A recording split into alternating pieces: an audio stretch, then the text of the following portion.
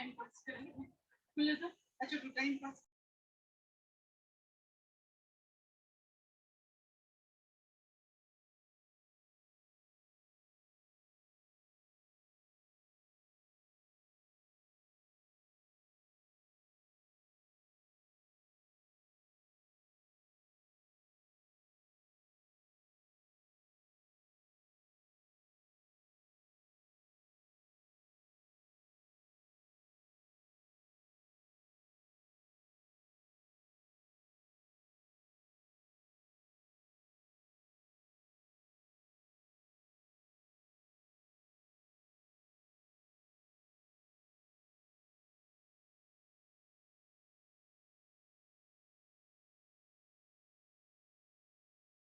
चलो बेटा चलो okay, good evening everyone. Last time हमने वेक्टर एडिशन या लॉ ऑफ वेक्टर एडिशन हम लोगों ने पढ़ा था, जैसा कि मुझे याद है। यही पढ़ा था ना लास्ट टाइम हमने। विक्टोरियल लॉ में हमने triangle law of vector addition पढ़ा था। ठीक है, तो चलिए आगे बढ़ते हैं। Triangle law of vector addition हमने आपको we have already discussed that result, and the result for addition of two vector was कि अगर आपने दो वेक्टर लिया है और एक वेक्टर, आपने दोनों वेक्टर को इस तरह से आपने अरेंज किया सच that they form two sides of a triangle taken in the same order, तो इन दैट केस ये जो थर्ड साइड होता है that is basically the resultant, और ये वेक्टर ए है, ये वेक्टर बी है, तो ये जो रिजल्टेंट होगा this will be equal to A plus B. ठीक है, और इसका जो मैग्नीट्यूड होगा इस रिजल्टेंट का, that magnitude of the resultant would be equal to under root of a square plus of b square plus of 2ab cos theta, where theta is the angle between the two vectors। और दो vector के बीच का angle का मतलब होता है या तो that angle is between the tail of the two vector, या that angle is between the head of the two vector, but that angle could not be between one head and another tail। मतलब ये theta नहीं, ये वाला theta नहीं, theta वो जो दो टेल के बीच हो या दो हेड के बीच हो। और इसकी जो डायरेक्शन है, इस जो थर्ड वेक्टर आएगा which would be the sum of the two vectors, वो जो थर्ड वेक्टर है वो भी अपने आप में वेक्टर है, तो उसकी जो डायरेक्शन है, मान लीजिए कि ये एंगल अल्फा है, तो this would be considered as the direction of the sum of the two vectors, और इसको हम रिप्रेजेंट करते हैं बाय tan अल्फा। और tan अल्फा हम लिखते हैं b sin theta divided by a plus b cos theta, a plus b cos theta. तो अल्फा की वैल्यू यहाँ से हम क्या लिख सकते हैं, alpha is equal to tan inverse b sin theta upon a plus b cos theta। This is basically the formula for the direction and this is the formula for the magnitude। अब मुझे एक बात बताओ, क्या इस पे based हमने different कुछ और केसेस पे बात किया था कि जब दो के बीच का एंगल 0 होगा या दो वेक्टर के बीच का 180 एंगल होगा, ऐसा कुछ हम लोगों ने डिस्कस किया था क्या लास्ट टाइम? नो सर, बस आपने सर यही लास्ट इसी पे खत्म किया था एंगल ठीक पे। है, ठीक है, तो चलिए इसी पे आगे बात करते हैं। अब कुछ एक दो सिचुएशन हम समझते हैं, उससे हम फिर रिजल्ट को जनरलाइज करेंगे। ठीक है, तो देखिए क्या है।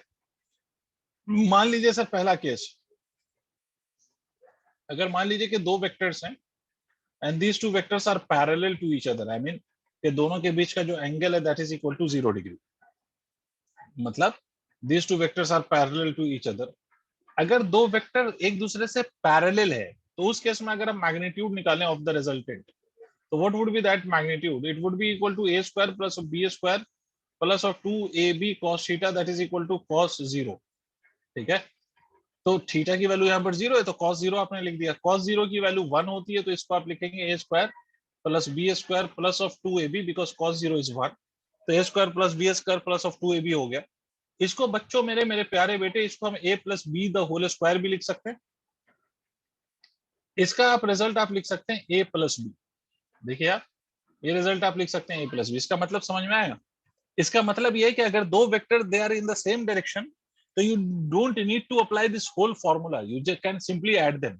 बिकॉज अगर आपके दो वेक्टर हैं, दोनों के बीच का एंगल 0 डिग्री है, तो ये उसका result simply a plus B आता है। इसीलिए आपने क्लास 9th, अगर आपको याद है, क्लास 9th में आप लोग ऐसे बोलते थे ना कि इस बॉडी पे हमने 10 न्यूटन का फोर्स लगा दिया, इस बॉडी पे हमने 20 न्यूटन का फोर्स लगा दिया। तो आपसे अगर कोई पूछ ले कि भाई what would be the net force on this body, तो आप उसको अलग अलग आप उसको वेक्टर एडिशन थोड़ी ना करते थे ना। आपको 9th में वेक्टर एडिशन पता भी नहीं था और आप वेक्टर एडिशन करते नहीं थे। आप सिंपली ये कहते थे कि इस पे जो नेट फोर्स होगा that would be equal to 30 newton. ये क्यों कह सकते हो आप? इसलिए कह सकते हो क्योंकि दोनों के बीच का एंगल कितना है 0 degree, because both of these vectors are parallel. अच्छा दूसरी बात, एक और बात मैं बताऊं आपको, ये जो रिजल्टेंट आएगा, this resultant would be the maximum possible result of the sum of two vectors. मतलब अगर आप दो वेक्टर को ऐड करते हैं तो दोनों वेक्टर का जो मैक्सिमम सम जो पॉसिबल है वो यही हो सकता है जब दो वेक्टर के बीच का angle 0, and this is the maximum resultant of the two vectors. अच्छा इसमें ऑन द सेकेंड केस अगर आप बात करें, मान लो ये एक वेक्टर है A and we have another vector such that the angle between the two vector is equal to 180 degree. दोनों वेक्टर के बीच का जो एंगल है लेट दैट बी 180 डिग्री। इस केस में अगर आप रिजल्टेंट का मैग्नीट्यूड लिखोगे तो आप क्या लिखोगे, A square plus B square plus 2ab cos 180 degree. This will be the magnitude of resultant. cos 180 की वैल्यू मेरे बच्चों -1 होती है, cos 180 इज -1। तो आप इसको लिख सकते हो A square plus B square minus of 2ab, because cos 180 की वैल्यू कितनी होती है, cos 180 इज इक्वल टू -1। ठीक है, तो r की वैल्यू क्या होगी, r की वैल्यू हो जाएगी a माइनस बी का होल स्क्वायर। ठीक है, तो r की वैल्यू हम क्या लिख सकते हैं, a माइनस बी। क्या मेरी बात समझ में आई? इसका मतलब अगर दो वेक्टर हैं and they are oppositely directed, दोनों की डायरेक्शन एक दूसरे से ऑपोजिट है, तो उस केस में आप सिंपली क्या कह सकते हो, उस केस में आप सिंपली रिजल्ट को लिख सकते हो a minus B. And this is the reason, that is why आपने क्लास 9th में ऐसे किया है। मैं आपको बताता हूं कि अगर आपने ये 40 न्यूटन का फोर्स लिया है और ये आप मान लीजिए 20 न्यूटन का फोर्स ले लें, तो आपने क्लास 9th में इन केसेस में नेट फोर्स आपने 20 न्यूटन लिखा है। उसका रीजन यही था। क्या रीजन था उसका? द रीजन वॉज कि अगर आपके पास दो वेक्टर है तो आप ये पूरा स्टेप करें या मत करें, आप सिंपली उसको डायरेक्ट सबट्रैक्ट कर दें। तो this is what you get from the addition of two vector when they are oppositely directed. तो उसका जो रिजल्ट आएगा वो सिंपली a माइनस बी आएगा, तो डायरेक्टली आप a माइनस बी लिख सकते हैं। And remember this will be the minimum value of the resultant that you will gate. इसका मतलब अगर दो वेक्टर को आप ऐड करेंगे तो मैक्सिमम पॉसिबल जो रिजल्ट आएगा वो तब आएगा when the two vectors are parallel to each other, that means दोनों के वेक्टर के बीच का एंगल 0 डिग्री हो, और दोनों के सम का जो रिजल्ट है वो मिनिमम कब आएगा, वो मिनिमम तब आएगा जब दोनों वेक्टर के बीच का एंगल 180 डिग्री हो। इसका मतलब दो वेक्टर का सम अगर आप करते हो तो the result of the sum of two vector will lie between a plus B and a minus B. मतलब आप एक इन जनरल आप ये कह सकते हो कि जो रिजल्टेंट है या मैग्नीट्यूड ऑफ रिजल्टेंट है, दो वेक्टर के सम का जो मैग्नीट्यूड ऑफ रिजल्टेंट है, रिजल्टेंट आर मतलब resultant, that can not be greater than a plus B, मतलब it has to be less than that of a plus B. ठीक है, a plus B can either be greater than equal to this r, or that cannot be less than that of इसको ऐसे लिख देता हूं अलग अलग। r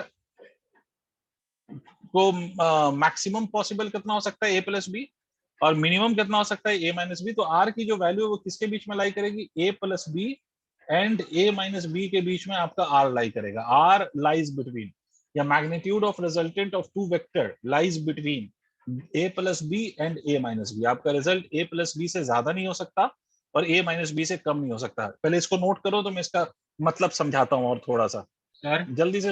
हाँ बोलिए सर, दोनों केस में पैरेलल है ना ये? एक case, first case is parallel, the another case is anti parallel. मतलब in first case the direction of the two vector is same and in the second case the direction is opposite. Yes sir, but sir they are parallel. Distance is same at every point. Now direction is different for नहीं second नहीं नहीं नहीं नहीं नहीं नहीं, direction opposite का मतलब ये नहीं होता कि दे आर पैरेलल, मतलब वो वेक्टर ऐसे बने रहेंगे। वो तो मैंने ऐसे दो वेक्टर बनाया है। भाई मैं आपसे कहूँ कि ये ऑब्जेक्ट है, इस पे इधर से एक फोर्स लगाया और इधर से एक फोर्स लगाया, मतलब एक ही लाइन पे मैंने दोनों फोर्स लगा दिए। अब बताओ कि जो yes पैरेलल जो तुम कह रहे हो उसका अकॉर्डिंग ये पैरेलल है क्या? no sir. No sir. तो ये वो पैरेलल नहीं है, पैरेलल लाइंस वाला पैरेलल नहीं है ये। पैरेलल और एंटी पैरेलल का बेसिक मतलब यहाँ पर ये है कि दो वेक्टर को आप पैरेलल कहेंगे अगर दोनों की डायरेक्शन सेम है, और दो वेक्टर को आप एंटी पैरेलल कहेंगे अगर दोनों वेक्टर की डायरेक्शन ऑपोजिट है। ठीक है सर? Yes sir. और आपके दो वेक्टर के सम का जो रिजल्ट होगा वो a प्लस बी और a माइनस बी के बीच में लाई करेगा। It can not be greater than that of a plus B and it can not be less than that of a minus B. इसी के बीच में लाई करेगा। भाई ये आप लोगों ने नोट कर लिया? Yes sir. Yes sir. ठीक है, जैसे मैं तुम्हें एक छोटी सी बात समझाता हूँ, इसका क्या मतलब है जो मैंने अभी बोला है, उसका क्या मतलब है, उस मतलब को मैं आपको समझाता हूँ। कि जैसे मैं आपसे कहूँ कि एक वेक्टर है ए, उसका मैग्नीट्यूड है 4, और दूसरा वेक्टर है बी, द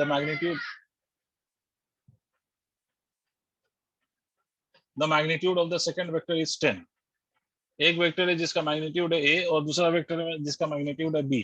ठीक है, तो एक 4 है, दूसरा 10 है।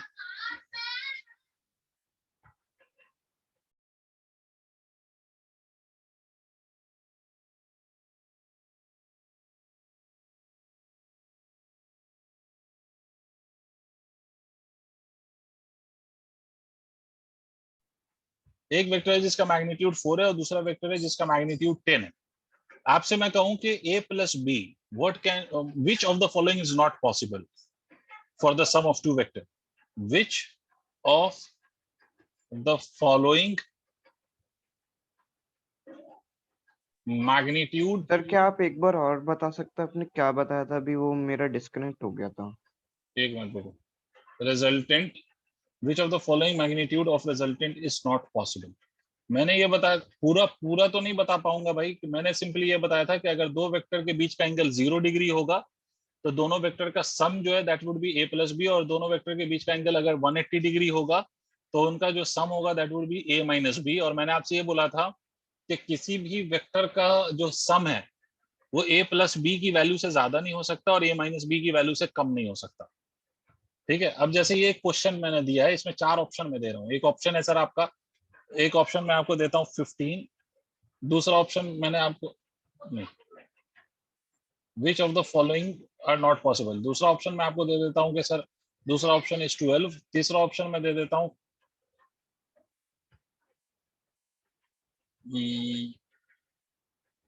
7, और चौथा ऑप्शन दे देता हूँ मैं 5। अब मुझे बताइए इसका आंसर एक से ज्यादा हो सकता है भाई? ये जो मैंने क्वेश्चन दिया है इसका आंसर एक से ज्यादा हो सकता है। अब आप लोग दिमाग लगाइए, आपको मैंने दो वेक्टर जो दिया है वो एक वेक्टर की वैल्यू है 4 और दूसरे वेक्टर की वैल्यू कितनी है? तो दूसरे वेक्टर की वैल्यू है 10। आपसे बोला जा रहा है कि दो वेक्टर का कौन सा सम पॉसिबल नहीं है, या कौन कौन से सम पॉसिबल नहीं है। बिल्कुल सही ऋषिक। तो अनडाउटेडली हमने आपको क्या बताया? मैंने आपको सिंपली ये कहा है कि मैक्सिमम जो रिजल्टेंट हो सकता है दो वेक्टर का वो a प्लस बी है, इससे ज्यादा नहीं हो सकता। और रिजल्टेंट का जो मिनिमम मैग्नीट्यूड हो सकता है वो a माइनस बी है, इससे कम नहीं हो सकता। रिजल्टेंट की maximum value a plus B से ज्यादा नहीं हो सकती, और रिजल्टेंट की minimum value a minus B से कम नहीं हो सकती। इससे ज्यादा और इससे कम पॉसिबल नहीं।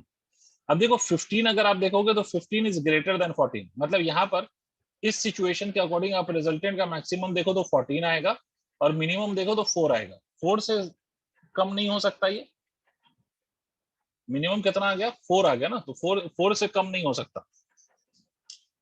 मतलब 4 से कम होने का मतलब 3 नहीं हो सकता, 4 से कम मतलब 2 नहीं हो सकता। ठीक है, बट 4 से बड़ा तो हो ही सकता है। तो इसमें एक ही आंसर सही हो रहा है वैसे तो। यहाँ पर देखो 12 अगर 14 हो सकता है, मैक्सिमम 14 हो सकता है, तो 14 से कम तो हो ही सकता है ना, तो ये सही है। अगर वो मिनिमम मैक्सिमम 14 हो सकता है तो 14 से कम 7 तो हो ही सकता है। 14 से कम 5 हो सकता है और मिनिमम कितना है 4, तो ये भी हो सकता है। अच्छा एक ऑप्शन ई दे देता 3। ठीक है ऋषिक, डी वाला तुम्हारा सही नहीं है, डी वाला होगा। अगर 3 दे देता तो मिनिमम 4 ही हो सकता है, उससे कम नहीं जा सकता सम। और 3 है तो ये नहीं हो सकता। और 15 मैक्सिमम 14 हो सकता है, उससे ज्यादा नहीं हो सकता। तो 15, ये दो ऑप्शन गलत हो जाएंगे।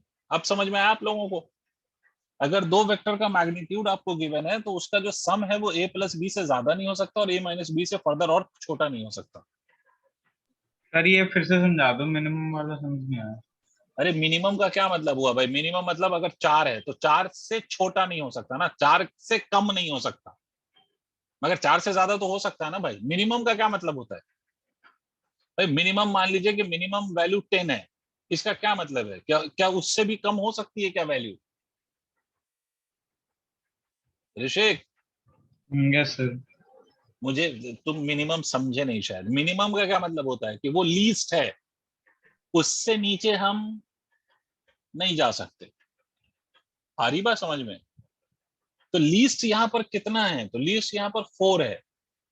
4 के नीचे नहीं जा सकते। तो 4 के नीचे क्या होता है? 3.99, 3.98, मतलब 3, 2 ये सब होता है।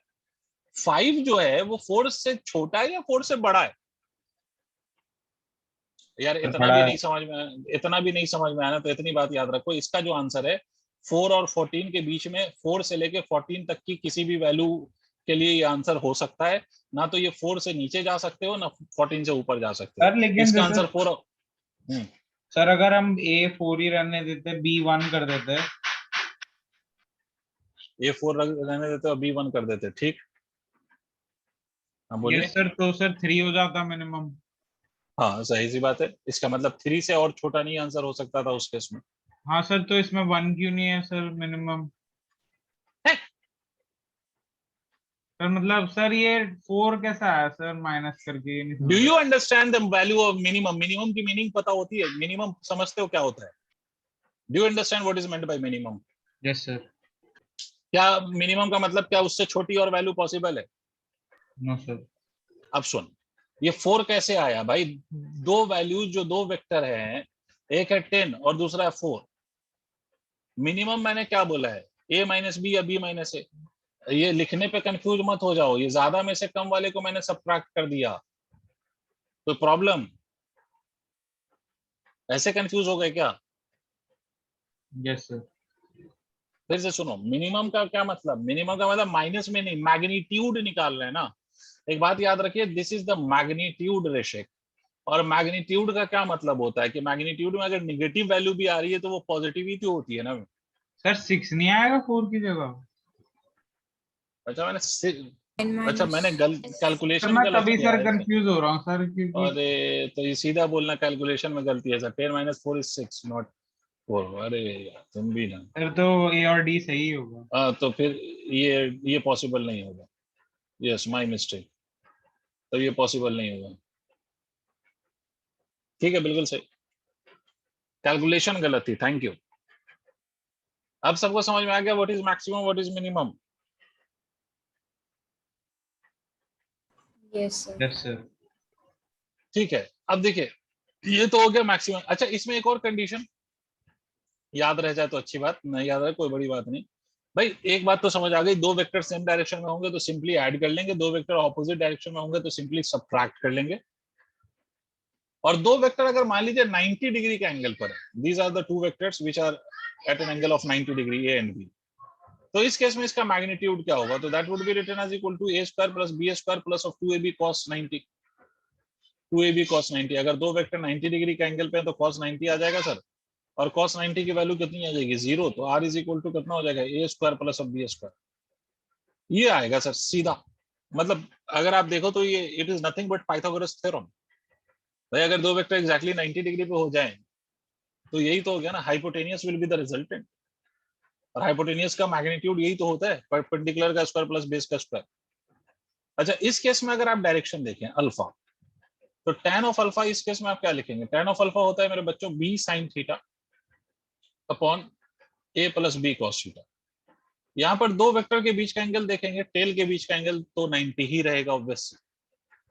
तो यहाँ पर आप लिखेंगे this will be equal to nothing but you will write it as b sin 90, देख लीजिएगा बच्चों, divided by a plus b cos 90। Am I clear to all? Please respond.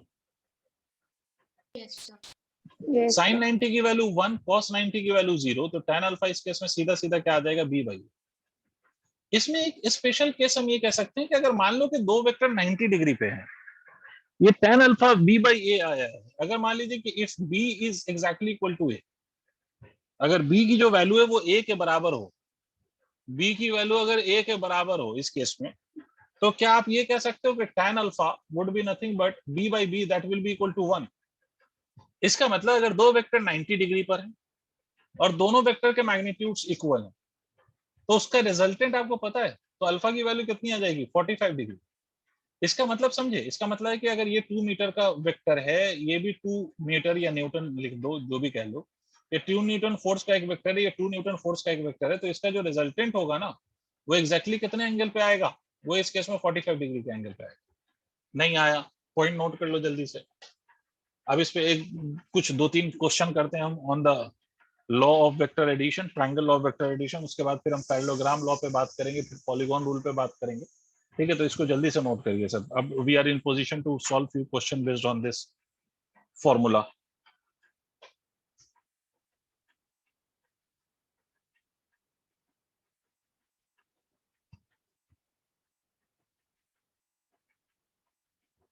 Note करके बताइएगा sir.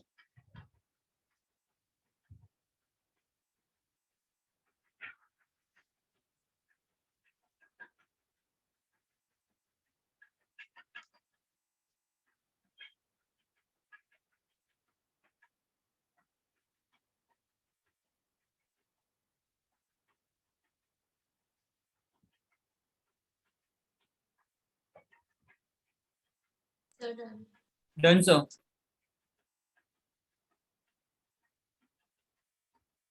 Okay, so now let us solve few questions.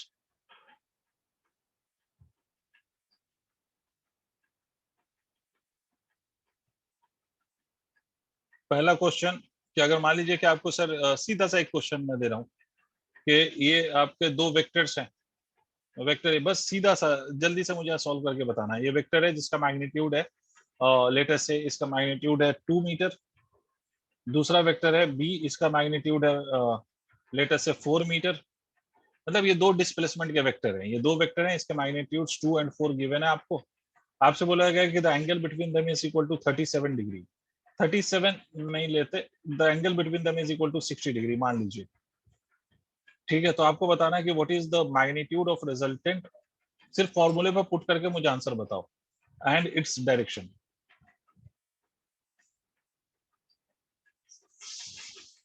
ठीक है, ये दो चीजें बताइए, फिर आगे सवालों का को कंटिन्यू करते हैं। पहले ये जल्दी से बताइए, just substitute in on the formula and उसके बाद आगे बढ़ते हैं।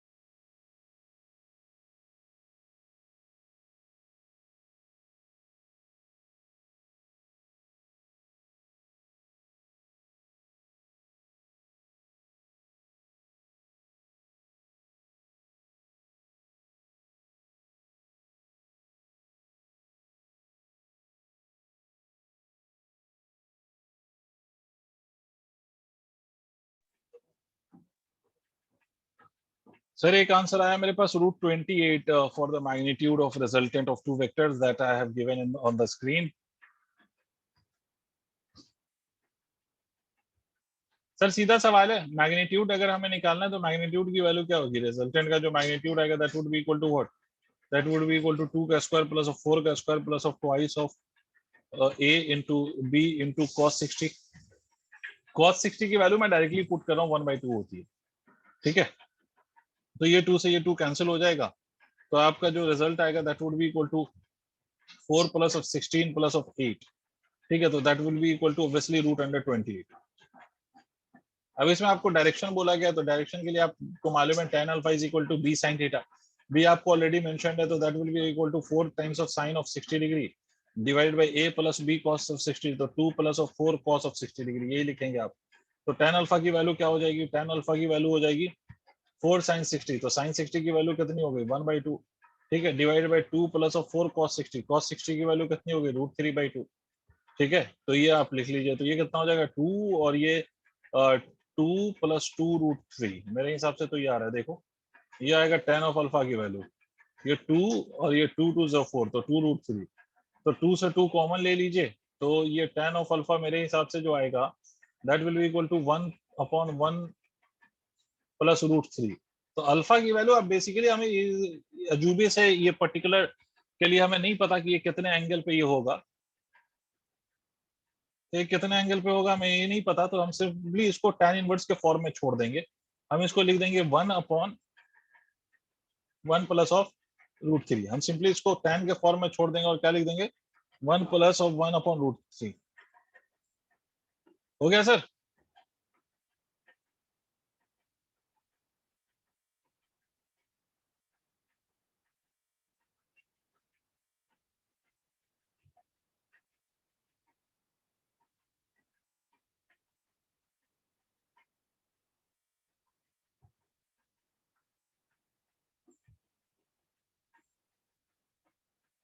बच्चों यस सर। तो एक क्वेश्चन आप लोग लिखिए, पहले उस क्वेश्चन को लिखिए, उसके बाद फिर हम लोग सॉल्व करेंगे। क्वेश्चन का स्टेटमेंट लिखना पड़ेगा आपको।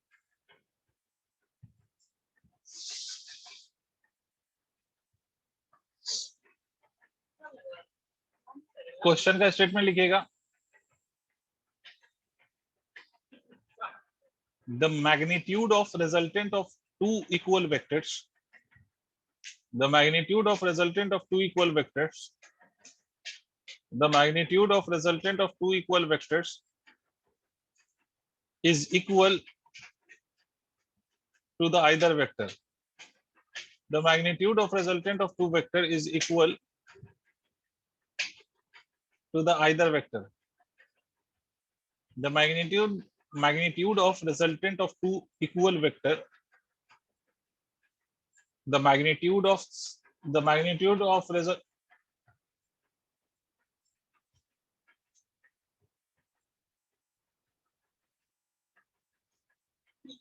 the magnitude of resultant of two equal vector is equal to the either vectors. लिख लिया?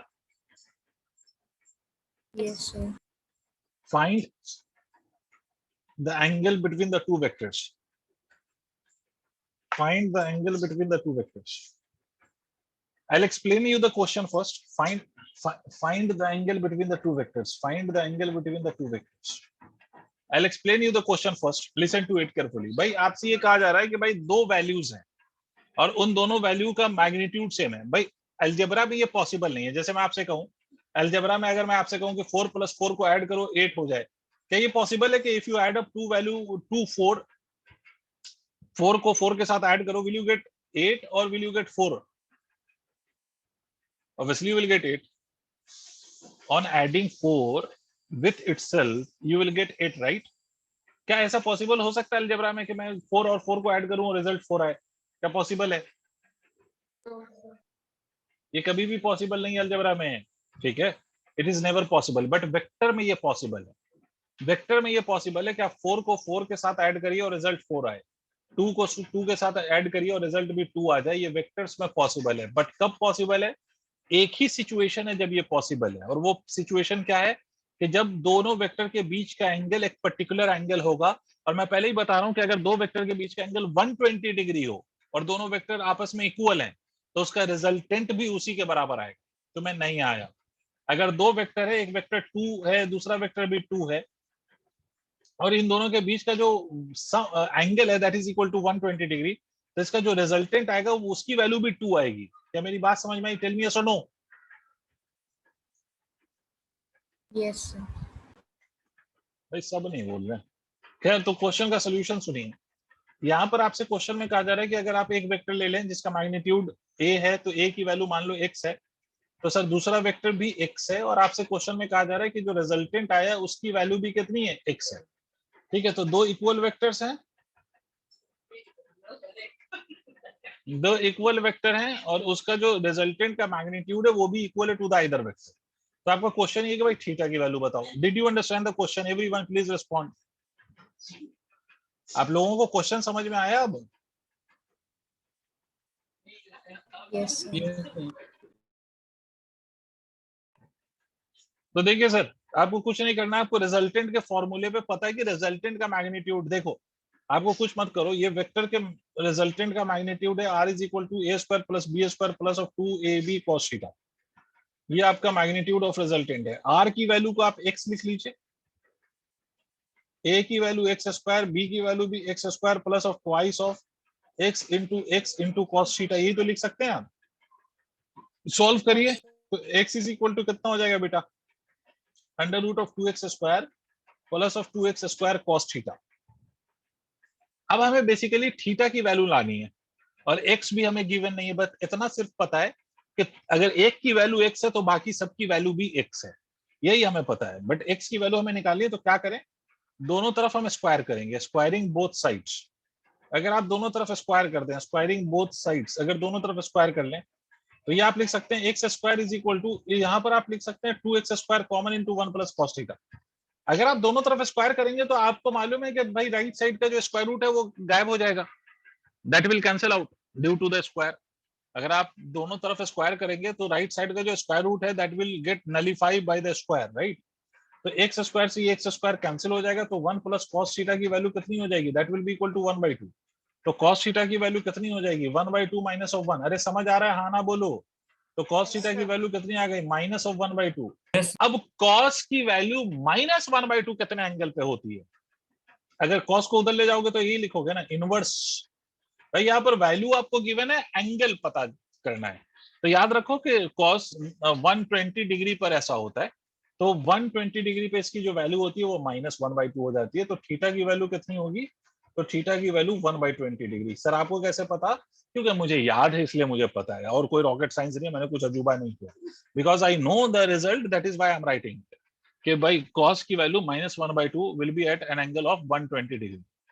ठीक है, कैसे, देखो आप इसको जस्टिफाई कर सकते हो, मतलब इसको आप क्रॉस चेक कर सकते हो, क्रॉस वेरीफाई कर सकते हो कि भाई cos 120 डिग्री को बेटे हम ऐसा लिख सकते हैं cos of 90 degree plus of 30 degree. cos 90 plus theta will be minus sine theta, तो माइनस साइन ऑफ 30 डिग्री। और साइन ऑफ 30 डिग्री, साइन 30 की वैल्यू कितनी होती है 1/2, और ये माइनस, तो -1/2 आ गया। इसको आप क्रॉस वेरीफाई कर सकते हो, क्रॉस चेक कर सकते हो, बट ये आपको तभी आप 120 लिखेंगे जब आपको वैल्यू पता हो। खैर ये क्या, ये क्वेश्चन क्लियर है क्या, ये इसका रिजल्ट क्लियर है आप सबको? सर एक बात बोलूं सर? हाँ बोलिए, बिल्कुल नहीं बोलिए। सर, कुछ नहीं सर, कुछ नहीं। मैंने बोलना। नहीं सर, वो सर कुछ नहीं सर, समझ में आ गया सर। अच्छा ठीक है, गुड। अगर समझ में आ गया तो वेरी गुड, नहीं आया तो पूछिए, और अगर सबको समझ भी आ गया, नोट भी कर लिया आप लोगों ने, तो बताइए ताकि हम नेक्स्ट क्वेश्चन की ओर बढ़ें। Let us discuss sir next done question. Sir. Very good. तो चलिए एक और दो और क्वेश्चन करेंगे, जिसमें से एक और क्वेश्चन पे आते हैं। पहले तो सर क्वेश्चन का स्टेटमेंट फिर से आप लोग लिखिए, प्लीज लिख लीजिए, क्वेश्चन का स्टेटमेंट लिखिए।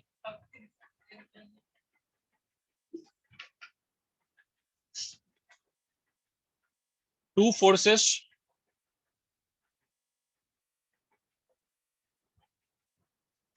two forces two forces of of two forces of P and 2P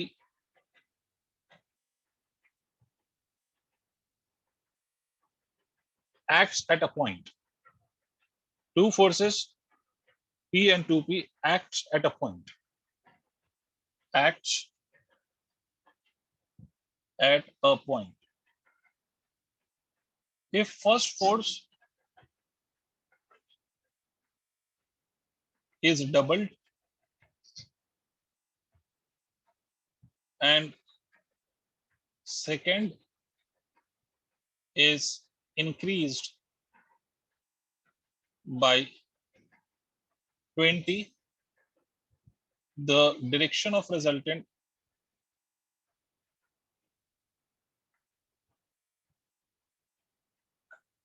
remains unchanged. ठीक है, फाइंड P। पहले आप लोग क्वेश्चन लिख लीजिए, मैं आपको एक्सप्लेन करूंगा, फिर सॉल्व करेंगे।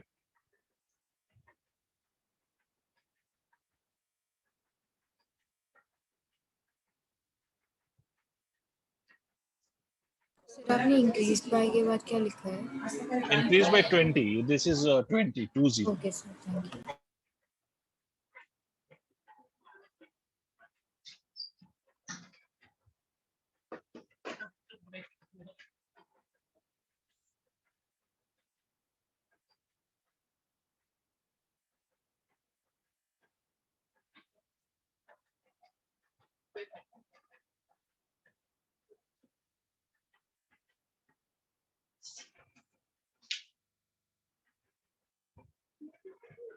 हो गया? क्वेश्चन लिख लिया आप लोगों ने?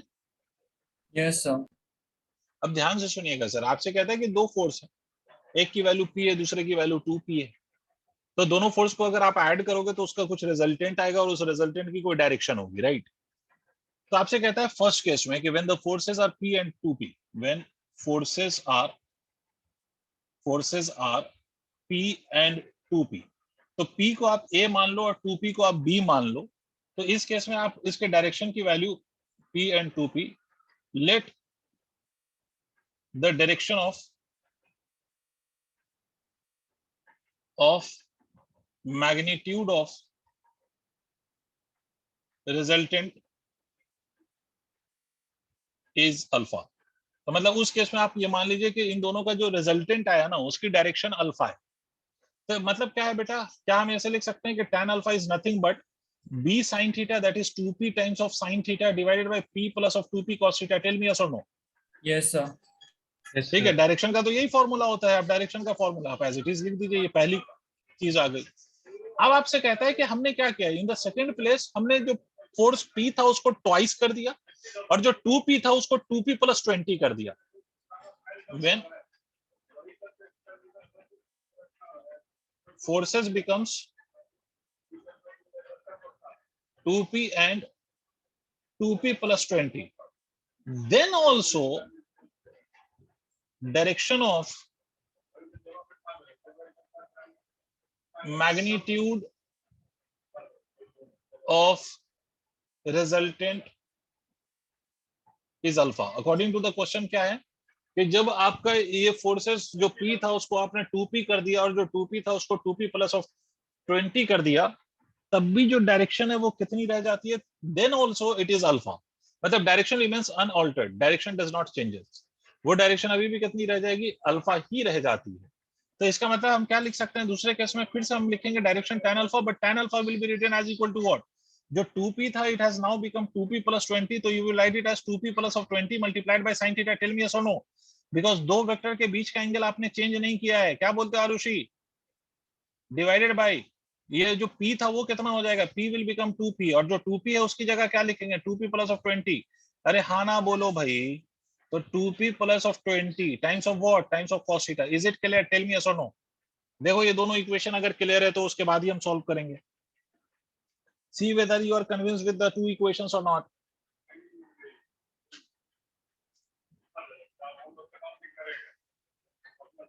तो ये वाला एक बार फिर से बता दीजिए। फिर से सुनिए सर, आपसे कहता है ना कि इन द सेकंड केस हमने क्या किया है, the force which was 2P, sorry देखिए मैं इसको दूसरे स्लाइड पे पहले एक बार बात करूं। देखिए आपसे कहता है कि एक फोर्स P है और दूसरा फोर्स 2P है, ये पहली कंडीशन। तो उस केस में हमने डायरेक्शन कुछ मान लिया अल्फा, तो tan अल्फा की वैल्यू हमने लिख दिया 2P divided by P plus of 2P cos theta जो भी आया। अब आपसे कहता है कि बाद में हमने क्या किया कि 2P जो था उसको हमने 2P कर दिया और जो 2P था उसको हमने 2P प्लस 20 कर दिया। जैसे ये बात ऐसे समझ लो कि एक मान लो 10 है और एक 20 है, ठीक है? मतलब P की वैल्यू 10 है और 2P 20 है। तो अब क्या कहता है आपसे कि जो 10 था उसको 20 कर दिया, जो 20 है तो उसमें फर्दर 20 और ऐड कर दिया। समझ आई बात? मतलब 2P has become 2P plus 20 and P has become 2P. Did you understand? Tell me yes or no? Yes sir. तो कहता है कि इस केस में भी जब हमने ये कर दिया, then also we have observed that there is no change in the direction of resultant. Resultant की डायरेक्शन में कोई चेंज अभी भी नहीं आया। Did you understand? Yes sir. ठीक है, तो क्वेश्चन आपसे ये पूछा जा रहा है कि भाई what is the value of P? P की वैल्यू क्या है? क्वेश्चन में दोनों केस में डायरेक्शन इज नॉट चेंजिंग, मतलब tan alpha remains the tan alpha in both the situation. ठीक है अध्ययन? अध्ययन tan of alpha Yes, sir. remains tan of alpha Yes, sir. in both the situations, right? So we can simply equate the equation 1 and 2 because LHS of both are same. So can I write this as 2P sin theta? Just equate it. Just equate the two equation to get the value of P. So here 2P sin theta divided by P plus of 2P cos theta, as you can see. This will exactly be equal to what? 2P plus of 20 times of sin theta divided by 2P plus of 2P plus 20 cos theta. Clear है बच्चे? Arushi? Yes. Sir इसमें sir पूर्व sine theta cancel नहीं हो जाएगा? Yes अभी करेंगे करेंगे, पहले ये समझ में आ गया। यस सर, आ गया। यस अच्छा, Urvashi has already send me the answer. Very good Urvashi, I hope कि आपका आंसर सही हो, बट ये सर गुड लिक्विड फॉर करके योर सॉल्व एफर्ट, कर दिया था। Very good. तो ये sine theta of course sine theta से कैंसिल हो जाएगा, पूरी इक्वेशन को इधर क्रॉस मल्टीप्लाई करो और इधर क्रॉस मल्टीप्लाई करो to get the value of P. ये बड़ी आसान सी इक्वेशन बनेगी, क्वाड्रेटिक भी नहीं आएगी। तो अगर हम दोनों तरफ मल्टीप्लाई करें तो देखो ये 2p से मल्टीप्लाई करो इस पूरी इक्वेशन को, और इधर p + 20 से मल्टीप्लाई करो। तो यहाँ तक नोट करो, मैं ऊपर ही मल्टीप्लाई कर दूंगा। भाई बच्चे यहाँ तक नोट कर लीजिए आप लोग। सर कर लिया। मैं कर लिया सबने? मैं इरेज कर रहा हूँ फिर देवांश। Yes, sir. ठीक है, तो मैं यहाँ तक का इरेज कर रहा हूँ, उसके बाद यहीं पे क्रॉस मल्टीप्लाई करके इसके रिजल्ट को फाइंड आउट करते हैं।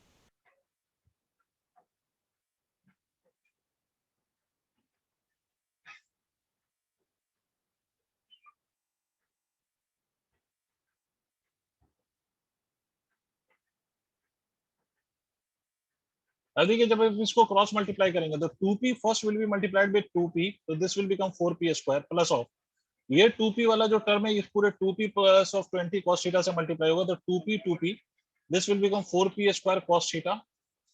फिर से 2p को 20 cos थीटा से मल्टीप्लाई करो, तो this will become 40p times of cos theta. This will be exactly equal to what?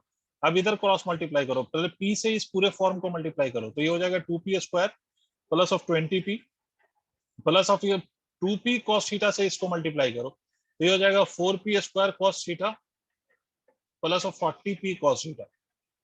अब देखो 4p² cos² theta 4p² cos² theta cancel out, 40p cos theta 40p cos theta cancels out, 4p² और इधर 2p² 4p² को subtract करोगे 2p² हो जाएगा, this will become equal to 20p।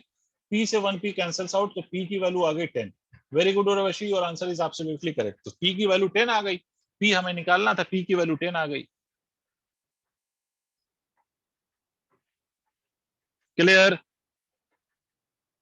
Sir इसमें actually 2 आएंगे ना, बट 0 को हम नेग्लेक्ट कर देंगे। हाँ ऑब्वियसली बात है, 0 इज अ नल वेक्टर, उसका कोई मतलब बनता नहीं, यहाँ पर तो नहीं मतलब बनता, इसलिए we will not consider that. हो गया? Yes sir. सबने नोट कर लिया? एक और क्वेश्चन सॉल्व करेंगे, फिर हम आगे पैरेललोग्राम लॉ पे डिस्कशन करेंगे। तो एक और क्वेश्चन पे आते हैं, तो ये नोट कर लिया, तो एक और क्वेश्चन सर आप लोगों को लिखना है, और वो क्वेश्चन का थोड़ा सा स्टेटमेंट आपको लिखना पड़ेगा। लिखिए।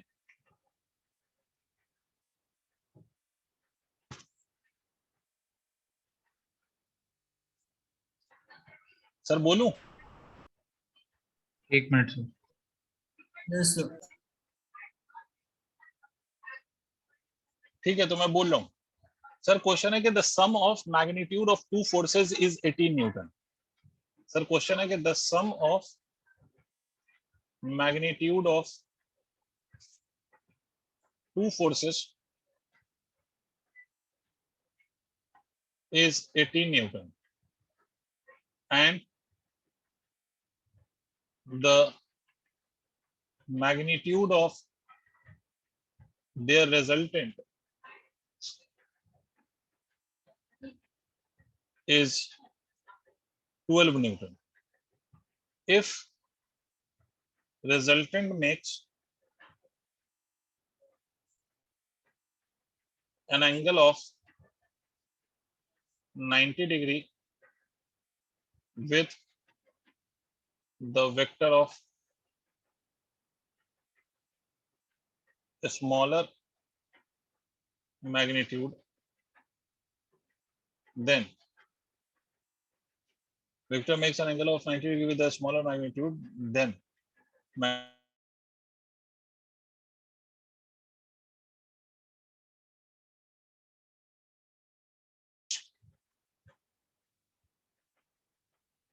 ठीक है, क्वेश्चन नोट करिए, आई टेल यू कि क्या मतलब है इसका। सर एक बार ट्राई करें। If you want please go ahead, अगर आप चाहते हो ट्राई करना तो I am giving you some time to try, 2 minute दे रहा हूं।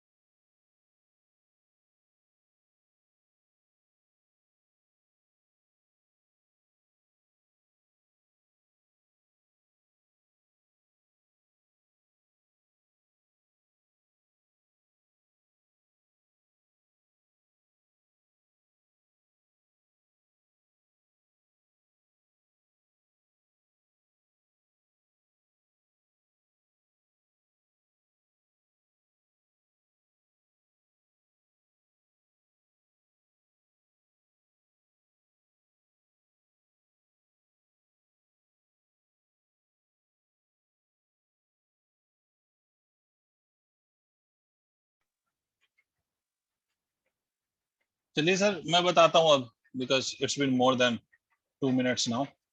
I have got one answer and that is 5 and 13 which I have got from Devansh. I am not sure whether this answer is 5 or 13 because I don't remember the answer. I just remember the question. तो हो सकता है may be it's possible कि you will gate 5 and 13. तो but let me solve, देखते हैं कि 5 और 18 आता है या नहीं. पहले तो इस क्वेश्चन के स्टेटमेंट में दो बातों को समझो. The sum of magnitude of two forces is 18 newton. इस बात का क्या मतलब है कि मतलब दो फोर्सेस हैं and when you only add their magnitudes without considering their direction, इसका मतलब है कि जब उन दोनों की वैल्यू को सिर्फ algebraically ऐड कर रहे हो तो जो रिजल्ट आ रहा है वो 18 न्यूटन है. देखो vector has both magnitude as well as direction, but when you add only the magnitude value of that two forces तो you get the result as 18 newton. But जब उसको वेक्टोरियली आप ऐड करते हो तो जो रिजल्ट आता है ना, रिजल्टेंट जिसको हम कहते हैं, the magnitude of the resultant is 12 newton. इसका मतलब क्या है कि मान लीजिए sir let two forces be X and Y, 5 and 13 from Urvashi also. Okay, तो शायद 5 and 13 would be the correct answer. देख लेते हैं. तो let two forces be x and y. ये जो दोनों फोर्सेस हैं उसकी वैल्यूज को हम मान लेते हैं कि x और y है. दोनों फोर्सेस x और y. तो आपसे सवाल में ये बोला जा रहा है कि x plus y is equal to 18. समझ रहे हैं आप? x प्लस y की वैल्यू कितनी है? 18. या तो इसको हम ऐसे भी कह सकते हैं कि y is equal to 18 minus of x. This is my first equation. Is it clear Rishik? Did you understand what I am saying? Yes, तो sir. भाई दोनों का सिर्फ मैग्नीट्यूड आपने ऐड कर दिया अलजेब्रिकली तो you are getting it as 18. अब दूसरा पॉइंट क्या कहता है आपसे? दूसरा पॉइंट कहता है कि रिजल्टेंट का जो मैग्नीट्यूड आ रहा है, मतलब जब आप ये फॉर्मूला लगाएंगे x square plus of y square plus of twice of x into y cos theta, तो ये जो रिजल्टेंट आया that is 12 and this will be written as equal to x square plus y square plus of 2xy cos theta. This is my second equation. And the last equation that we will get will be from the third information that we have. आपसे बोला है कि जो resultant की direction है वो 90 degree का angle बना रही है. इसका मतलब अल्फा की वैल्यू 90 है. As alpha is equal to 90 है ना, रिजल्टेंट जो एंगल बनाता है उसी को तो हम रिजल्टेंट का डायरेक्शन कहते हैं, और वो एंगल कितना 90 डिग्री है. तो हम क्या लिखेंगे? tan of 90 is equal to b sin theta, that is equal to y sin theta divided by x plus of y cos theta. Is it clear? Yes, sir. तो देखिए सर, यहाँ से tan 90 की वैल्यू इंफिनिटी होती है तो आप इसको ऐसे भी लिख सकते हैं x plus y cos theta is equal to y sin theta divided by tan 90 which is infinity. तो x plus y cos theta will be equal to 0. Sir आपको कैसे पता है x plus y cos theta is equal to 0? Because anything which is divided by infinity will result up to 0. अगर आप किसी भी quantity को इन्फिनिटी से डिवाइड करेंगे तो आपका जो रिजल्ट आएगा वो कितना आएगा? तो that will obviously be equal to 0. तो यहां से हम ये भी कह सकते हैं कि sir y cos theta can be written as equal to minus of x. This is the third information that I have got. अब ये सारे इंफॉर्मेशन का I put substitute in second. पुट 1 and 2 in 3. Sorry 1 and 3 in 2. 1 and 3 कहां पर put कर दीजिए? इन दोनों को उठा के पुट कर दीजिए इन 2. 1 और 3 को पुट करिए 2 में. ठीक है, तो 1 12 is equal to under root x square. मतलब in place of y just put 18 minus of x. मतलब you just change everything in terms of x. Plus of 2 into x will be as it is. और y cos theta, in place of y cos theta you can put the value as minus of x. I hope आपको समझ में आ गया होगा.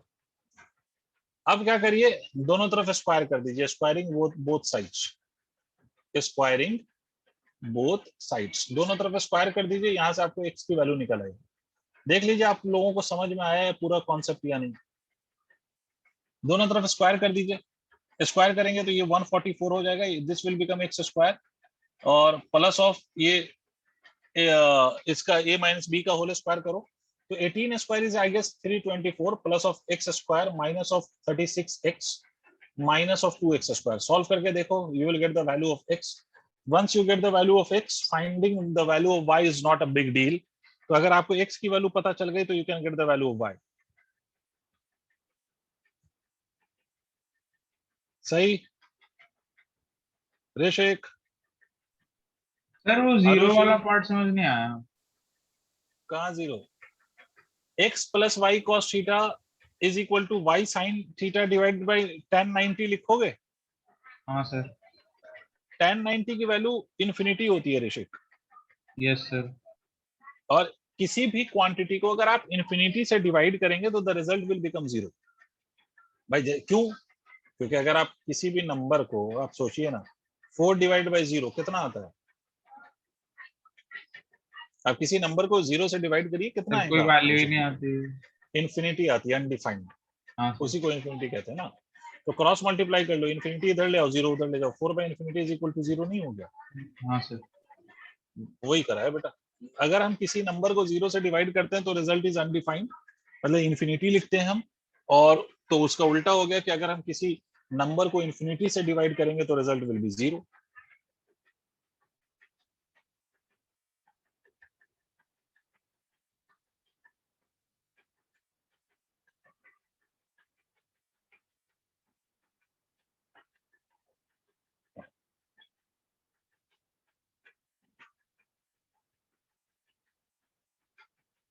हो गया?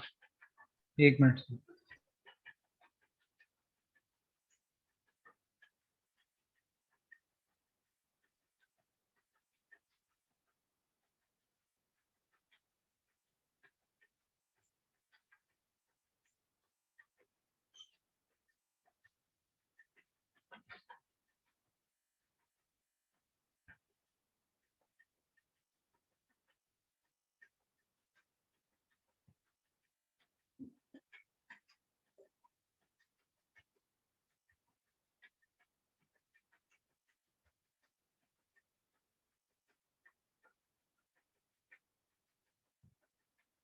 ठीक है, x is equal to 5 and y is equal to 13 is the correct answer, right? ठीक है, तो आगे बढ़ जाए अब Rishik, can we proceed further now? Yes sir. ठीक है, तो ये तो जो हमारा कॉन्सेप्ट है, this was the triangle law of vector addition. ये एक तरीका है वेक्टर को ऐड करने का। दूसरा एक और तरीका है जिसको हम पैरेललोग्राम लॉ कहते हैं, मतलब there are two laws by which you can add two vectors at a time. दूसरा कहलाता है पैरेललोग्राम लॉ। अब बेसिकली देखो, अगर आपको ट्रायंगल लॉ समझ में आता है तो पैरेललोग्राम लॉ कुछ नहीं है, सिर्फ अरेंजमेंट का डिफरेंस है। मैं आपको ये बता दूं कि in fact the formula of the resultant by both of the laws will be same. मतलब जो ट्रायंगल लॉ से आपको जो फॉर्मूला आ रहा है, वही पैरेललोग्राम लॉ से भी वही फॉर्मूला आएगा of the magnitude of resultant of the two vectors. तो sir what is the major difference between the two laws? तो इन दोनों लॉ में जो मेजर डिफरेंस है that is of the representation, ठीक है, और अरेंजमेंट, कि how the two vectors are arrange जिसको आप ऐड कर रहे हो। ठीक है, तो अगर दो, देखो जैसे मैंने आपसे बोला था ट्रायंगल लॉ के केस में क्या होता है कि अगर आप दो वेक्टर्स को इस तरह से आप अरेंज करें, taken in the same order such that they form two sides of a triangle, तो उस केस में आपसे मैंने बोला था कि the third side represented by the third vector will give you the sum of the two vector. तो parallelogram law क्या है? पैरेललोग्राम लॉ ये कहता है कि अगर आप किसी भी पैरेललोग्राम के दो साइड को आप रिप्रेजेंट कर सकते हो, या फिर आप इसको ऐसे कह लो कि मान लो कि दो वेक्टर हैं and the two vector represents the two sides of a parallelogram completely magnitude and direction both। बात समझ रहे हो आप कि कोई भी पैरेललोग्राम हो जिसमें पैरेललोग्राम के जो दो साइड्स हैं वो एक्चुअली में दो वेक्टर हैं, या आप ये कह लीजिए कि पैरेललोग्राम के जो दो साइड्स हैं they are representing two vectors both in magnitude and direction. क्या मतलब हुआ सर? मान लीजिए कि सर आपका ये एक वेक्टर है और ये दूसरा वेक्टर है, एंड आपसे ये बोला जाए कि these two vector represents the two sides of a parallelogram, ठीक है, both in magnitude and direction, the two sides of a parallelogram। तो इस केस में आपको ये, इसको दूसरे तरीके से आप ये भी कह सकते हो कि दोनों वेक्टर का टेल यहाँ पर कोइंसाइड हो रहा है। अगर आपको याद हो ट्रायंगल लॉ में क्या होता था, ट्रायंगल लॉ में you had the head of one vector coinciding with the tail of another vector, but in the parallelogram law what you are having is that the tail of the two vector are coinciding at a point। इसका मतलब there is just the difference of the arrangement of the two vector, how the two vectors are arranged। ठीक है, अगर head tail arrangement है तो triangle law, और अगर tail tail arrangement है तो that is the sum is given by the another law which is called as parallelogram law। है दोनों एक ही बात। ठीक है, अब देखो बेसिकली ये कहता है कि अगर मान लीजिए कि कोई पैरेललोग्राम के दो साइड्स रिप्रेजेंट कर रहे हैं दो वेक्टर को completely in magnitude and direction, तो अगर आप इस यहाँ के बाद फर्दर आप पैरेललोग्राम कंप्लीट कर लें by drawing another two sides, which is represented by another two vectors completely in magnitude and direction, तो उस केस में जो उसका diagonal होगा that would be equal to the sum of the two vectors. क्या मतलब है सर? मतलब ये कि आप इसके पैरेललोग्राम को completely close कर लीजिए, पैरेललोग्राम को आप completely close कर लीजिए by drawing the other two sides. ये वेक्टर A तो ये भी A, ये वेक्टर B तो ये भी वेक्टर B, because पैरेललोग्राम में आपको मालूम है कि जो ऑपोजिट साइड्स होती हैं उनकी लेंथ इक्वल होती है. तो इस केस में जो डायगोनल होगा, the diagonal taken from the tail side to head side, that diagonal will be the representing the sum of the two vector. मतलब ये रिजल्टेंट कहलाएगा A प्लस B, और ये दो वेक्टर के बीच का एंगल ये मान लीजिए थीटा है, और ये इसका रिजल्टेंट का जो डायरेक्शन है वो अल्फा है. पहले मुझे ये बताओ, did you understand the law और नॉट? ट्रायंगल लॉ में basically the third side was equal to the sum of the two vectors, और पैरेललोग्राम लॉ में कौन sum of the two vector को रिप्रेजेंट कर रहा है? तो that is the diagonal. And that which of the diagonal? The diagonal taken from the tail side to the head side, not from the head to head side. मतलब ये वाला diagonal नहीं भाई, ये वाला डायगोनल नहीं, ये वाला डायगोनल नहीं, ये नहीं, ठीक है, ये वाला नहीं, वो डायगोनल जो टेल से हेड साइड पर लिया गया. मुझे पहले ये बताओ, did you understand this law और not? Yes, sir. Yes, sir. ठीक है, तो इसमें पहले स्टेटमेंट लिखेंगे हम लोग. लिखिए स्टेटमेंट, जो मैं लिखा रहा हूँ वो लिखिए. सर हाँ सर एक बार हाँ, सर. पीछे दिखा दोगे? वो मेरी 1 मिनट इशू हो गया उसमें कैलकुलेशन में, पीछे वाला क्वेश्चन. यार वो इरेज कर दिया यार ऋषिक भाई, वो एक बार रिकॉर्डिंग में देख लोगे? हाँ सर ठीक है. ठीक है, वो चूंकि इरेज कर दिया, फिर ये पूरा इरेज करना पड़ जाएगा मेरे को. चलिए, तो मैं आपको स्टेटमेंट लिखा रहा हूँ. Please right the statement of parallelogram law, उसके बाद फिर हम इसके डेरिवेशन को देखते हैं. तो लिखिए जो मैं लिखा रहा हूँ, लिखिए, if the two sides of a parallelogram, if the two sides of a parallelogram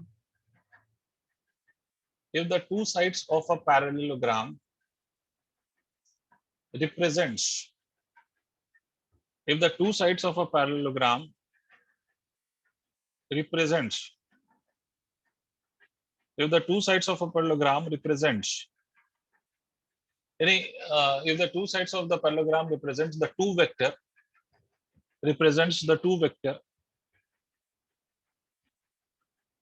both in magnitude and direction, represent two vectors both in magnitude and direction,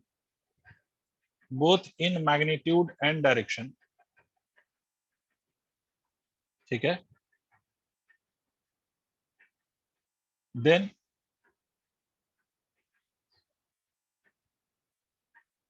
by completing the parallelogram,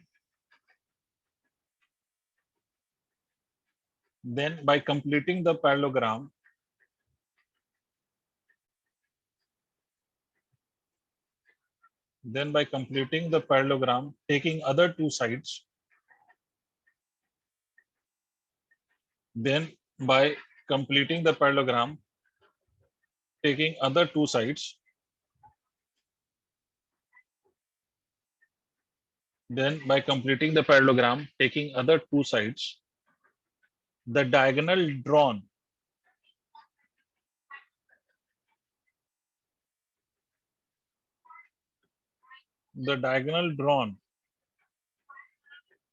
from tail side to the head side, the diagonal drawn from the tail sides to the head side, the diagonal drawn from the tail sides to the head side will be equal to the sum of two vectors.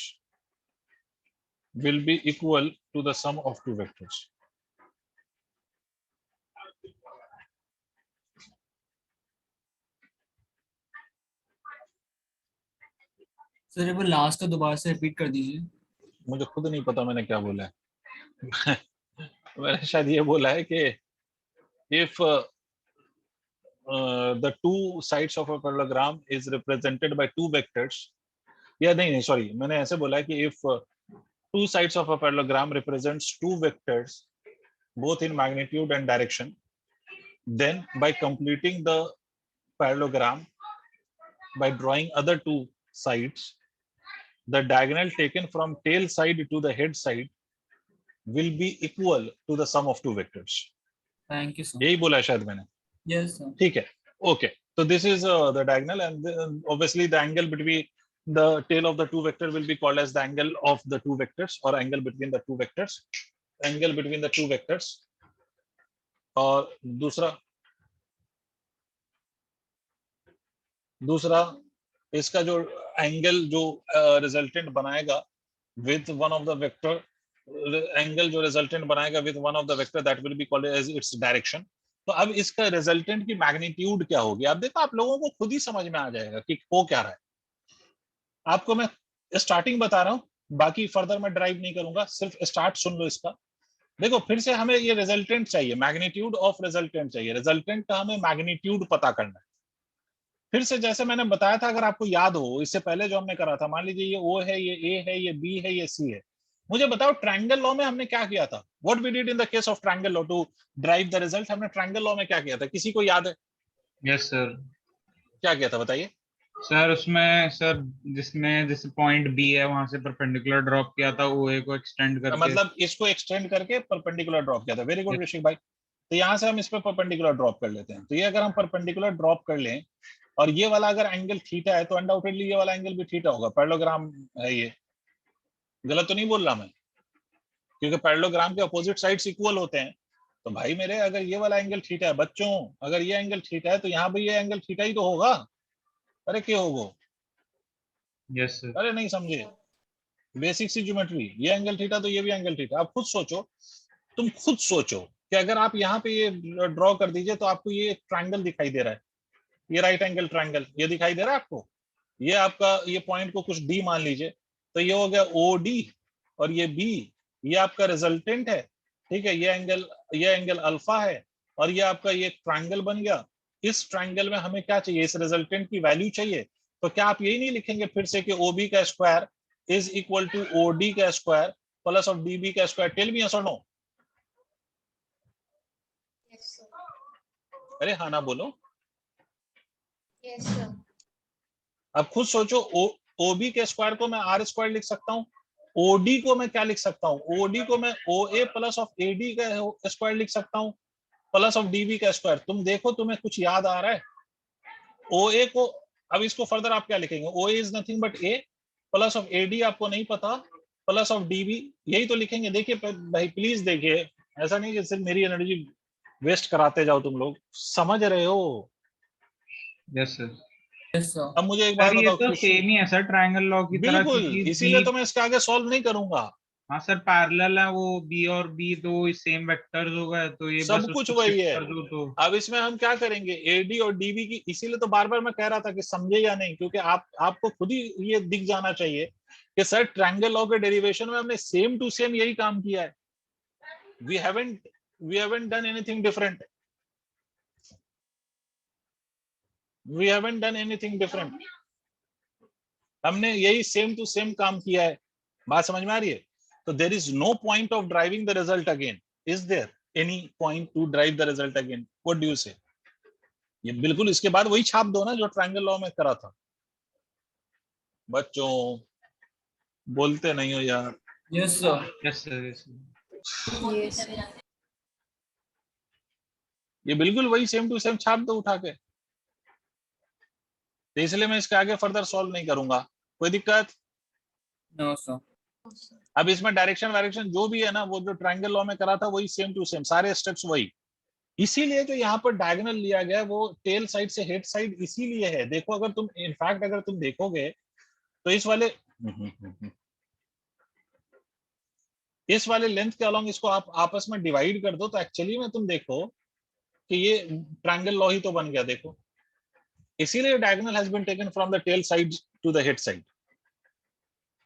नहीं आया, ये जो tail side से head side लिया गया उसका reason भी यही है सर।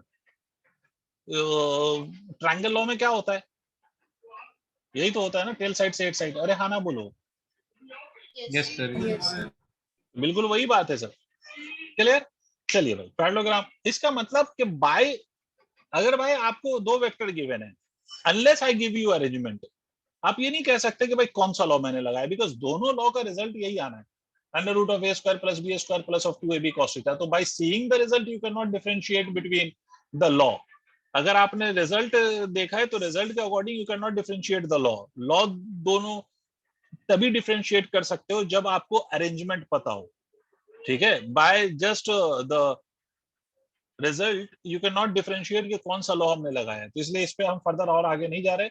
अब एक छोटा सा क्वेश्चन जैसे देख लो, जैसे मैं आपसे कहूं मुझे सिर्फ आंसर चाहिए, जैसे मैं आपसे कहूं कि भाई एक ये वेक्टर है and this vector is making an angle of 30 degree with the x-axis. I have another vector and this vector is making an angle of 120 degree with the same x-axis. ये पूरा एंगल 120 डिग्री है। ये वाला है आपका 2 Newton का force vector, ये है 4 न्यूटन का वेक्टर। आपको बताना है कि भाई what would be the magnitude of resultant, resultant का मैग्नीट्यूड बताना है, और आपको बताना है कि what would be its direction, that is alpha की value. Did you understand?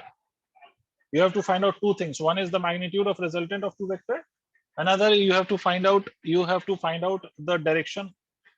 What would be the direction of the resultant? जल्दी से मुझे बताओ तो पहले. First of all, seeing the diagram, can you tell me which of the law will be used here?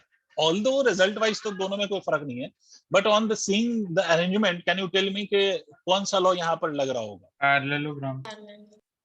Very good.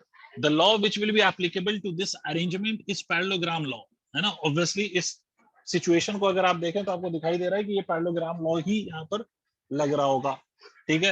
अब parallelogram law में क्या होता है कि भाई जो दो वेक्टर हैं उसको दो साइड्स की तरह ट्रीट कर लें, और वहां से आप क्या ड्रॉ कर लें, वहां से आप एक कंप्लीट पैरेललोग्राम ड्रॉ कर लें by drawing the other two sides, और उसके बाद उसका रिजल्ट निकाल लें। फॉर्मूले भी सेम होते हैं। बिल्कुल बिल्कुल, इसीलिए तो ड्राइव नहीं किया, बिल्कुल सेम है, कहानी तो वही है ना, कहानी तो बिल्कुल सेम टू सेम है बेटा। Yes sir.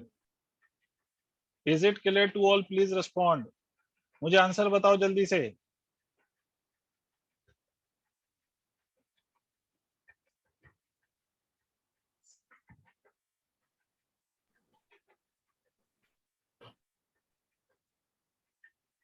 सर 120 ये पूरा है या फिर बिटवीन द वेक्टर है? नहीं नहीं, 120 is with x axis, okay इसलिए वहां एंड इट इज शोन कि 120 is the angle from the x axis.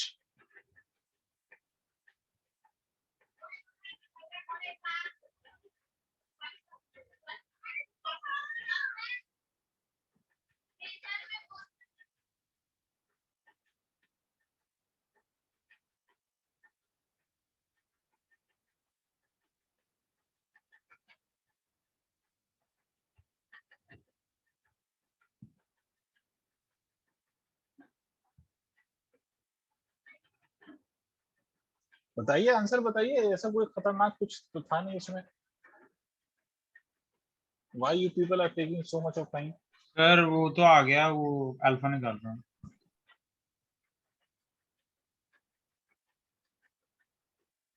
Sir हो गया।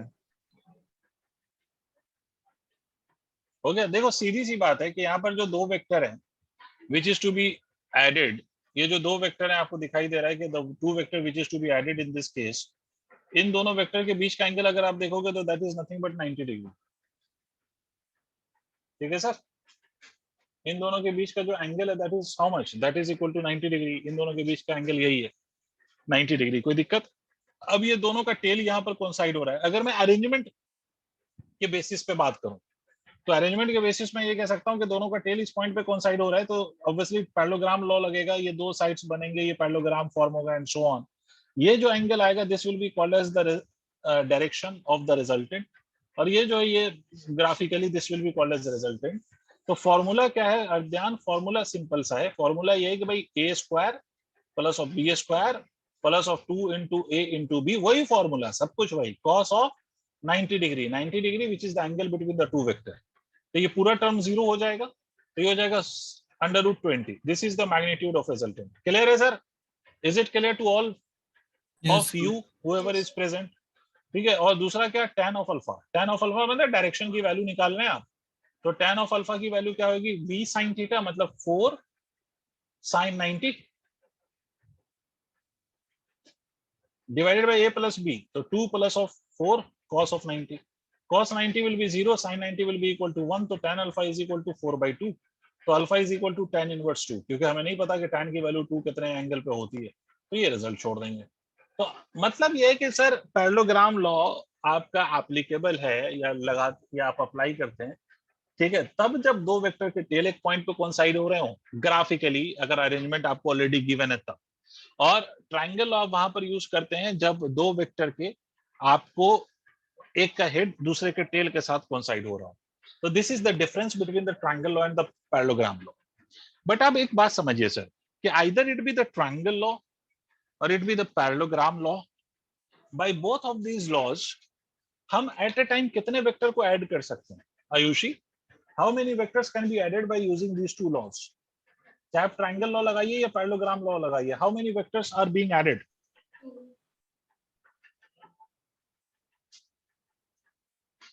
आप ट्रायंगल लॉ लगाइए या पैरेललोग्राम लॉ लगाइए, आप मैक्सिमम एट अ टाइम कितने वेक्टर ऐड कर रहे हैं? तो sir obviously 2 vectors, you are adding up 2 vectors, है ना, maximum of 2 vectors are being added, ठीक है, तो 2 वेक्टर ऐड कर सकते हैं। सर अगर 2 से ज्यादा वेक्टर होगा तो क्या करेंगे? अब क्या करेंगे sir, if we have more than 2 vectors? Polynomial नहीं, पॉलीगॉन रूल, ठीक है, लिखो polygon rule. Polygon rule, polygon कहते हैं, पॉलीगॉन कहते हैं, जो भी कहते हैं, पॉलीगॉन रूल। सर उसमें रिजल्टेंट के साथ ऐड कर देते हैं थर्ड वाले को। हाँ, मतलब वो बिल्कुल अलजेब्रा वाली बात है, अभी बताता हूँ आपको और क्लैरिटी आ जाएगी। बिल्कुल आप सही सोच रहे हैं कि रिजल्टेंट के साथ ही उसको ऐड करते रहते हैं। क्लोज्ड हो तो जीरो ही हो जाता है।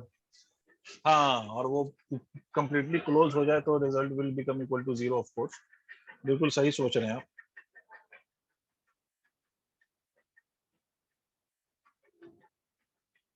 ठीक है, तो देखिए पॉलीगॉन रूल क्या कहता है। पॉलीगॉन रूल क्या कहता है भाई? पॉलीगॉन रूल कुछ नहीं है, सिंपली एक तरीका है, एक method. It's not a law, it's just a rule. आपको वैसे भी मालूम है, इन द केस ऑफ अलजेब्रा, अगर मान लो कि 4 + 2 + 3 + 7 ऐसे नंबर्स हो कई सारे, तो हम कैसे ऐड करते हैं? We first add the 2, then the result of the 2 is added with the third one, the result of this will be added to the next one, and we'll keep on doing this till we get the final result, till the whole of the number given is added। यही तो करते हैं ना। The same is done in the case of the vectors also। आप देखो, problem ये है कि आप ट्रायंगल लॉ से सिर्फ 2 ही वेक्टर को ऐड कर सकते हो एट अ टाइम, और आपके पास 2 से ज्यादा वेक्टर्स हैं, तो आप क्या करेंगे? आप सारे वेक्टर्स को तब तक ऐड करते रहेंगे जब तक आपका रिजल्ट ना आ जाए। But how? तो मान लो अगर बहुत सारे वेक्टर्स हैं आपके पास, तो पॉलीगॉन रूल ये कहता है कि आप अरेंज करिए ऑल द वेक्टर्स। अब वो कैसे अरेंज होगा सर, कितने एंगल पे अरेंज होगा, वो तो क्वेश्चन से आपको पता चलेगा या सिचुएशन से आपको पता चलेगा। अभी तो एक जनरल बात कर रहे हैं भाई, कितने एंगल पे हम वेक्टर्स को अरेंज करेंगे, वो तो सिचुएशन टू सिचुएशन वेरी करेगी ना बात। अभी तो हम सिर्फ एक छोटे से पॉइंट पे डिस्कशन कर रहे हैं कि अगर मान लो बहुत सारे वेक्टर्स हैं, तो पॉलीगॉन रूल ये कहता है कि arrange all the vectors taken in the same order. कैसे अरेंज करना है? आपने सारे वेक्टर्स को आपको अरेंज करना है, कैसे ऐड करेंगे? अरेंज करेंगे in the same order. Did you understand till here? Arrange all the vectors taken in the same order, ठीक है, ये आपने to form the sides of a polygon. यहां तक बात समझ में आ गई? Arrange all the vectors taken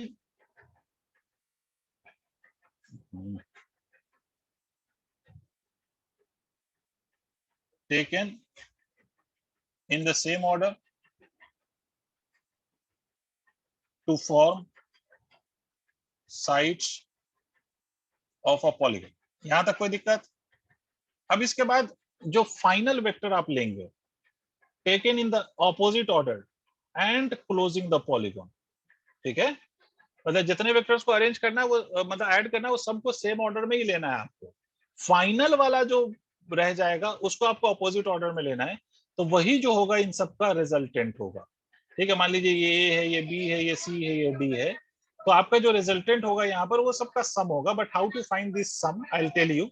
but पहले तो आप रूल समझ लीजिए, D plus E plus E, मतलब arrange all the vectors to form taken in the same order to form the sides of a polygon, then the vector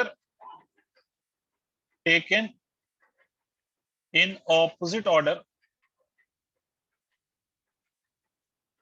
and closing the polygon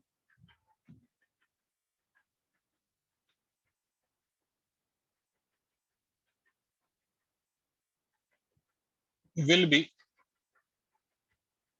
equal to the sum of all vectors. Sir पहले rule समझ। हाँ जी जी ऋषभ। हाँ sir, वैसे sir इसमें sir कोई defined नहीं है sir, जैसे इसमें तो हमने प्रॉपर हेक्सागन बना दिया। हाँ इसमें डिफाइन नहीं है, that depends on number of vector that you have. हाँ You सर, can have तो sir any number of vector. Sir 6 में भी मैं सर अगर कैसे भी उसको 6 करके और लास्ट वाला बस लंबा बना के सर ज्वाइन कर दूं तो सर वेरी नहीं करेगी रिजल्टेंट की वैल्यू? नहीं समझा भाई। मतलब सर अगर सर हम ई को अगर उल्टे डायरेक्शन में ले लेते, मतलब जिस डायरेक्शन में मैंने ई को ड्रॉ किया उसके ऑपोजिट डायरेक्शन में आप ई को ड्रॉ करना चाह रहे हो? नहीं सर, मतलब सर परपेंडिकुलर टू डी ले लेते अगर, नहीं मतलब परपेंडिकुलर नहीं सर, मतलब थोड़ा ऊपर ले लेते तो सर आर की लेंथ बढ़ जाती ना सर, अगर हमें क्लोज करना था उससे कोई फर्क नहीं पड़ता, इसीलिए मैंने साफ साफ आपको क्या बोला है, how these will be arranged वो तो तब आप अरेंज कर पाओगे ना एग्जैक्टली जब आपको एंगल्स पता हो कि किस तरह से आपको, वो तो क्वेश्चन या सिचुएशन आपको बताएगा। जैसे मैं आपसे कहूं कि each vectors is deviated by an angle of 60 degree towards left with its the previous vector, मतलब हर बाद वाला वेक्टर अपने पहले वाले वेक्टर से 60 डिग्री के एंगल पे बेंड है टुवर्ड्स लेफ्ट। समझे ऋषिक? यस। तो मतलब ये हुआ कि भाई पहला वेक्टर आप बनाएंगे तो इसके बाद दूसरा जब आप बनाएंगे तो कितने एंगल से आप उसको डिविएट कर देंगे? 60 डिग्री से। किसके रेस्पेक्ट में? से अब ये दूसरा वाला है तो अब तीसरा वेक्टर इसके रेस्पेक्ट में 60 डिग्री से आप ये ऐसे बेंड कर देंगे। तो ये तो हमें सिचुएशन बताएगा, इसीलिए मैंने आपसे बोला ये जनरल कॉन्सेप्ट बता रहा हूँ, नहीं समझे? यस भाई कोई वेक्टर हम कैसे बनाएंगे, मतलब इसको हम ऐसे ई को हम ऐसे बनाएंगे या ऐसे बनाएंगे या ऐसे बनाएंगे, वो कौन बताएगा? वो तो सिचुएशन बताएगा कि आप एंगल क्या क्या ले रहे हो वेक्टर का। समझ रहे हैं आप? तो इसीलिए मैंने पहले ही बोल दिया था कि it depends on the situation. Clear बेटा? अब सुन सर, ये तो आपने लिख दिया कि भाई सबको सम करना है, बट करना कैसे है सर? पॉइंट तो यही है ना कि करना कैसे है। कोई इसके लिए नया डेरिवेशन आएगा या कोई नया फॉर्मूला आएगा, भाई कैसे करेंगे? तो करने का तरीका ये है कि आपको करना कुछ नहीं है, ये ए और बी ये दो वेक्टर है, बोलो हाँ कि ना? Yes sir. इन दोनों पे हम triangle law of vector addition लगा सकते हैं, बोलो हाँ कि ना? Yes sir. तो यहां से एक रिजल्टेंट आ जाएगा which will be equal to the sum of A and B. ये जो रिजल्टेंट आया अब इसको treat it as a vector which is to be added to C. भाई वही बिल्कुल अलजेब्रा में जैसा आप करते हो। अब क्या करो, R1 को हमने किसके साथ ऐड कर दिया? C के साथ ऐड कर दिया तो R2 आ गया। अरे हाँ ना बोलना पड़ेगा भाई सबको। अब जो ये R2 आया उसको फिर किसके साथ ऐड करें हम? फिर उसको D के साथ ऐड कर दीजिए तो R2 प्लस ऑफ D आ गया, दिस इज आप मान लीजिए R3 हो गया। अब जब ये R3 आ गया तो ये R3 और ये E को आप ऐड करेंगे तो फाइनली आपको R मिल जाएगा। इसका मतलब क्या है कि आप हर दो वेक्टर को ट्रायंगल लॉ लगा के ऐड करते रहिए और तब तक ये काम आप कंटिन्यू रखिए जब तक सारे वेक्टर्स ऐड नहीं हो जाते। Did you understand the logic? Yes sir. ठीक है, इस पे क्वेश्चन कैसे करेंगे सर वो हम नेक्स्ट क्लास में सीखेंगे। एक आध क्वेश्चन लेके मैं आपको ये समझाऊंगा। अल्टीमेटली आप कर रहे हैं triangle law of vector addition ही, बट हर दो वेक्टर को आप ऐड करते जाएंगे तब तक जब तक आपका नेट रिजल्ट नहीं मिल जाता। ठीक है, तो कैसे करेंगे that will understand in the next class. Numerically theoretically ये था, इसको नोट कर लीजिए। That's all for today's class. Thank you sir.